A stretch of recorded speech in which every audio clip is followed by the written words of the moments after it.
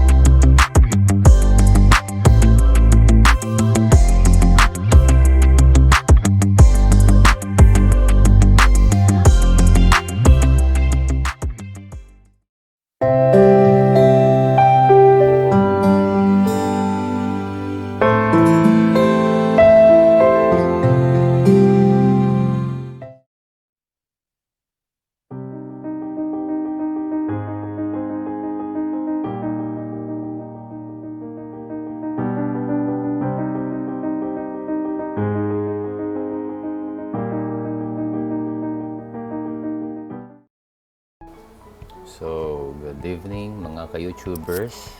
Ito si Dexter or Dextor, ang inyong kasama.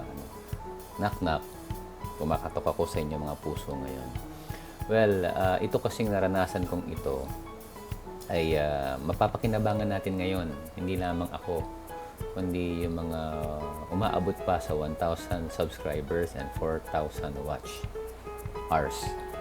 And i-share ko lang sa inyo kung anong na-experience ko na magagamit ng napakaraming mga YouTubers ngayon. Pwede natin i-transfer ito. Ano? So, unang-una, bago natin ipagpatuloy, huwag nyo lang kalimutan yung knock-knock button o yung subscription button sa lower right side, ano, para makasama ko rin kayo sa mga susunod pang mga videos natin. So, this is my logo, ano, knock-knock. At kung mapapansin nyo dito, mayroon na rin akong 1,374 subscribers. Yan. Salamat. Salamat sa mga sumuporta at sa mga patuloy na sumusuporta sa aming mga videos. Ano. So, ituloy natin ngayon. So, ito yung ating channel dashboard. At sa ating channel dashboard ay makakatulong kung makikita natin yung mga channel analytics, ganun. So, punta tayo dito sa video. Sa videos, ay siguro familiar kayo, lalo na yung mga nanood ng videos na to, 58 views, itong shawarma, and then itong coffee time, yan, 38 views. And then itong mga composition ko, yan yung babae ka, and not for you, and then yung biyahe ko sa Mariveles, and then ito shawarma ulit, and then social distancing, itong mask for all, yan. Pero meron lang akong i-relay sa inyo, ano. Itong shawarma, ito yan, itong chinek ko, 1, tsaka itong isa pa, 2, yan, dating nagkaroon ng copyright claim yan. Copyright claim. So, kapag copyright claim, alam naman natin ang kahihinatnan nun, kasunod niya copyright strike. The good news, hindi ako na copyright strike. Hindi na apektuhan yung aking channel. Pero ang naging problema dito, ay nagkaroon ng copyright claim. So, kapag pala nagkaroon ng copyright claim, ang ginagawa ng YouTube, pinapakita sa'yo kung gusto mong i-edit ito para mawala yung copyright claim. Since hindi naman affected yung channel ko, pero gusto ko pa rin na maging malinis, nakakairita eh. Makikita mo dito, copyright claim. Gusto mo ngang sumunod sa regulation nila. So, may suggestion doon na sa YouTube editor na either tatanggalin yung buong music or i-mute na lang. So, nag-decide ako, mute na lang yung portion na may copyright claim ng music. So that's why, bandang huli, inedit ko silang dalawa, medyo matagal pa, binalikan ko pa after mga ilang hours, and then after that, nakita ko, hindi na, wala ng copyright claims, kundi none yung restriction. So malinis yan. None ang restriction. Yan. Dito naman tayo sa analytics. Sa analytics natin, okay, thank you ulit. Almost 1,400 subscribers na ako. And then watch time ko is 4,000. Thank you sa inyong support. At sana patuloy pa rin kayo sumuporta at tulungan tayo. Pero, nakakalungkot, sabi dito, your estimated revenue is $0. Yan. Bakit ganon? Yun nga ang mga friend natin kanina na sa video ay nagtutulungan tayo kung paano makaabot ng 1,000 subscribers and 4,000 watch hours. Kung mapapasin natin, walang nagsasabi ngayon kung ano pa ang kasunod kapag after ng 1,000 subscribers and 4,000 watch hours. Kung talagang pasado ka na. Well, ito na. Umabot ako ulit sa 1,000 subscribers and 4,000 watch. And then nag-apply ako. Pumasa ako sa 1 and 2. Dito ako bumagsak. Ang sabi, your application to the YouTube Partner Program was not accepted. Ngayon, medyo masakit sa loob itong na-experience kong ito. No? Why? What should you do next? Yan. So, number 1, sa mga ka-YouTubers na baguhan o yung mga patuloy na umaabot ng 1,000 subscribers, makakatulong ito. Kaya, subaybayan nyo lang itong topic na to. Una, review feedback. Yan. So, okay. So, in our review, we found content on your channel that is not in line with the following guidelines. So, ano yung not in line sa following guidelines? So, tingnan natin yung YouTube monetization policies. No? So, bago yon, so ang policy ng YouTube channel ay updated January 2020 bago mag-lockdown. Yan. Bago mag-lockdown. So, the policies in this article apply to your channel as a whole and not just individual videos. If you want to learn about when you can and cannot turn on ads for individual videos, you can check out our advertiser-friendly content guidelines. And so, syempre naman, para ma-monetize ka, para bayaran ang mga matulungan kanila na magkaroon ng ads, kailangan sumunod ka sa guidelines. Sila magpapasweldo eh. So, ano yung ginawa nilang quick check sa aking channel? Ito na. Okay, at maging sa inyo rin, mga umaabot pa ng 1,000 subscribers. Sabi, what we check when we review your channel? Okay, number 1, main theme. Kailangan ang tema mo, yan, o kaya yung title ng iyong channel, o yung niche, yan, yung niche. No? Pag-uusapan natin sa mga susunod yan. Yung niche natin ay hindi napakarami o dapat isa lang. Kung sports lang. Kung used cars lang. Kung animals lang. Kung nature lang. Kung music lang. Kasi para hindi sila mahirapan na mag-check sa channel mo.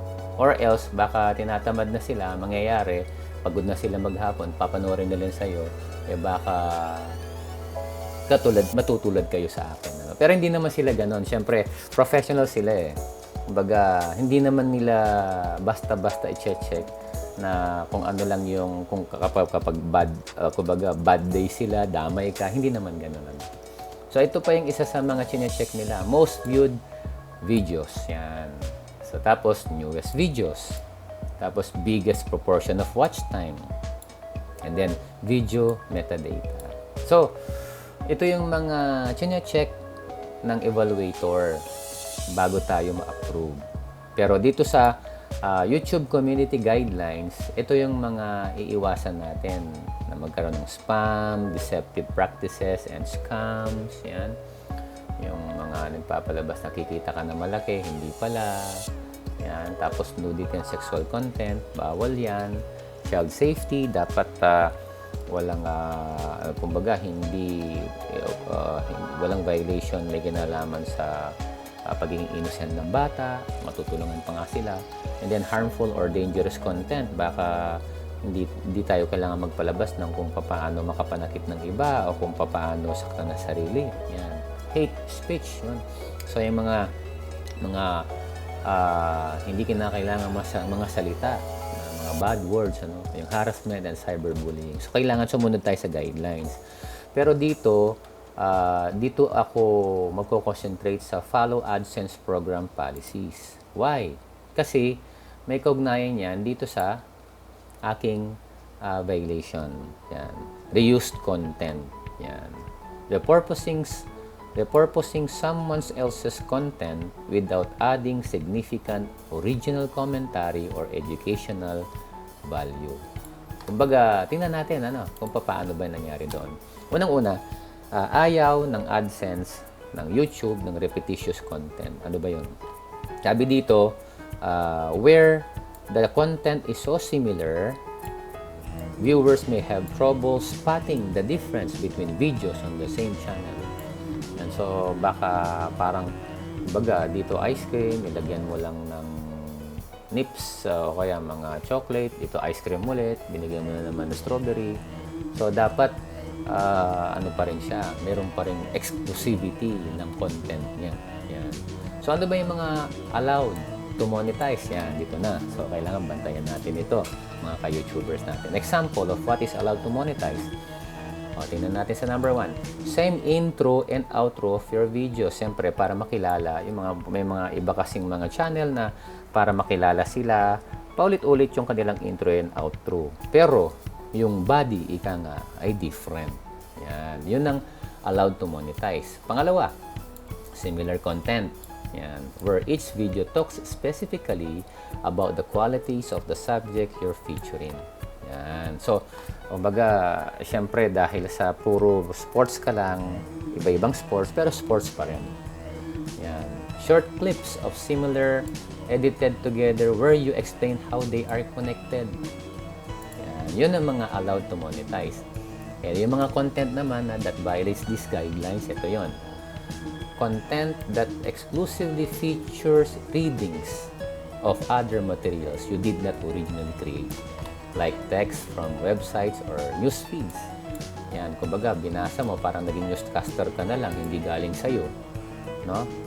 O, ganun, yun not allowed to monetize. Pangalawa, may kinalaman sa mga kanta, mga songs. Songs modified to change the pitch or speed but are otherwise identical to original. Then third, similar repetitive content or mindless content. Yan, yung maisip, hindi yung mga ka-YouTubers na baguhan at pag maging tayong lahat, wag pa lang ganon, or low educational value or wala nang value, wala nang narration. Yan, natamaan ako dyan. Mamaya explain ko kung bakit. And then, templated, mass-produced, programmatically generated content. Yun nga, parang nag-mass-produce ka, kumbaga sa hollow blocks, tuloy-tuloy yung hollow blocks mo, yung isa kinat mo nilagyan mo na lang ng isang butas, yung isang hollow block, kinalagyan mo ng 2 butas, yung isa 3 butas, pero hollow blocks pa rin. Walang pinagkaiba. And then, image, slideshows, or scrolling text with minimal or no narrative, commentary, or educational value. Dito ako na-point out ng YouTube. Pero, medyo mamaya, may explain din ako. So, dito tayo ngayon sa reuse content na kailangan kong baguhin. Yan.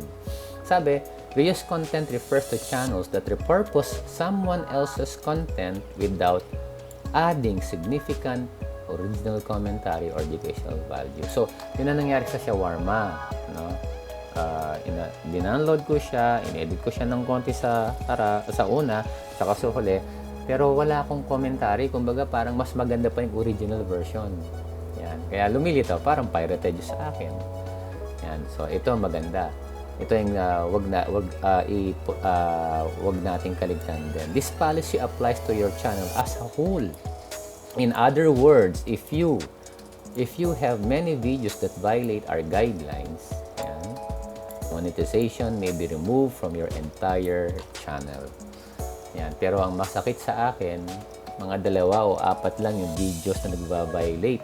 Pero questionable pa kung nagba-violate talaga kasi wala nang copyright .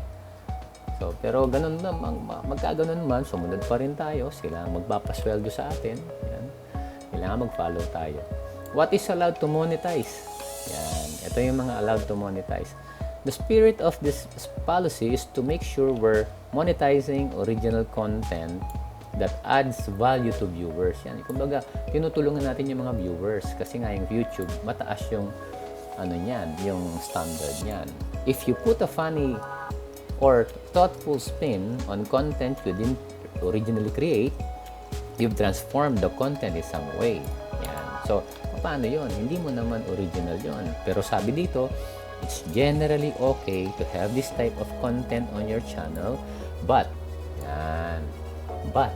individual videos may subject to other policies like copyright. Yan. In other words, we allow reuse content if viewers can tell that there's a meaningful difference between the original video and your video. Okay. So, example na mga allowed to monetize ulit. Using clips for a critical review. Yan, kumbaga yung mga video na nire-review mo, mayroon kang sariling pananaw, mayroon kang mga suggestion. Second, a scene from a movie where you've rewritten the dialogue and changed the voiceover. Para magpatawa ka, pinalitan mo yung boses nila, yung mga lalaki, ginawa mong babae, yung mga babae, ginawa mo lalaki, yung mga ibon, paron-paron, binigyan mo ng boses, yun. Yan. Allowed to monetization. Replays of sports tournament where you explain the special moves of a competitor did to succeed. Yan. O kaya, or fail. So, pa rin, ikaw pa rin ang nagbago. No? Reaction videos where you comment on the original video. Yan. And then, lastly, edited footage from other creators where you add a storyline or commentary. Contents that violates these guidelines. Yan. Ano yung mga that violates guidelines? Yan. Sabi dito, taking someone else's content, making minimal changes, and calling it your own original work would be a violation of this guideline. Yun. Kumbaga, binago mo or wala kang binago, tapos sinasabi mo original work mo siya. Yan. This policy applies even if you have permission from the original creator. Take note, hindi porke binigyan ka na ng permission, sa katunayan yan, kung marinig nyo yung ibang mga YouTubers natin, kahit na binayaran mo na, may license ka na, hindi mo pa rin, kapag hinabol ka nila, wala ka pa ring lusot. Kaya ang hirap, So, reuse content is separate from YouTube's copyright enforcement. Yan. So, this guideline means sometimes you may not get claims against your content, but your channel may still violate our reused content guidelines. And so, example ng not allowed to monetize. Clips of moments from your favorite show, edited together with little or no narrative. Yan. Yun ang nangyari sa akin doon sa aking Mask for All, at saka yung Mask for All, at saka yung social distancing, and then yung shawarma, halos no narrative, yun na lang, in-upload ko lang, pala yon, hindi pala pwede yon. And then short videos you compiled from other social media website. Yan. Tapos collections of songs from different artists. Yan, collections of songs from different artists even if you have their permission. And then, content uploaded many times by other creators. Yan. And then, promotion of other people's content. Yun. Kaya ang nangyari, even if you have permission, dahil sa hindi mo content yun. Okay. So, ano ang number 2 naman dito? Sa number 2 naman natin, ang good news naman, ito yung bad itong number 1 review feedback, Pero yung number 2, ang good news naman, make changes to your channel and reapply after July 2020. July 22. So if you maintain subscriber and public watch hour eligibility, you can reapply starting from July 22, 2020. Take note. So hindi dahil sa umabot ka na sa 1,000 subscribers at tsaka 4,000 watch hours ay pwedeng-pwede ka na pumasa.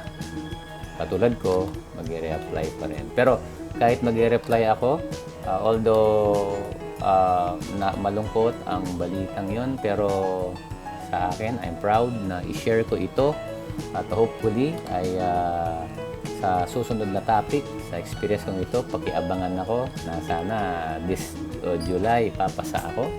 Thank you sa inyong pagsubaybay. Pero before that, I would like to show you some clips na makakatulong din yung regarding sa fair use.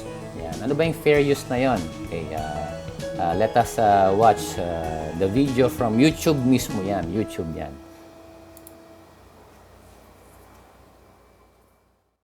I'll just send you a counter notification. Copyright don't work like that. This is not fair! Nope. This is fair use. Copyright has a concept called fair use that allows people to comment on, or remix, or criticize your videos.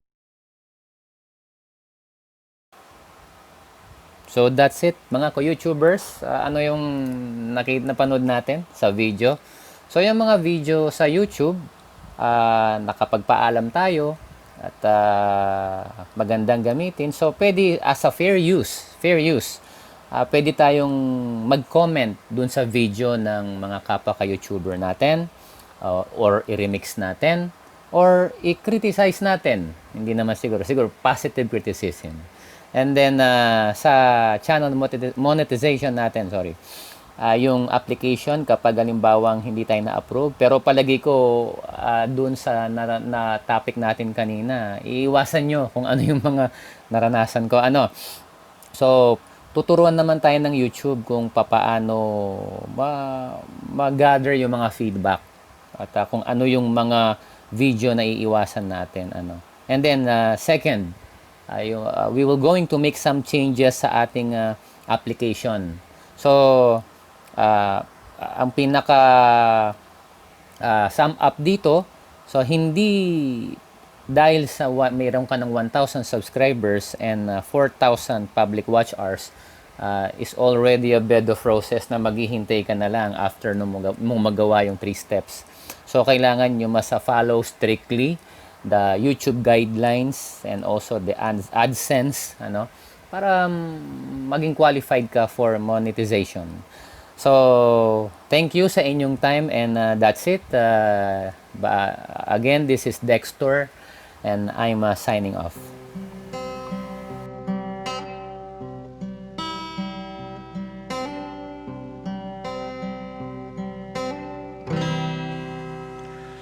Thank you for all the things that you gave.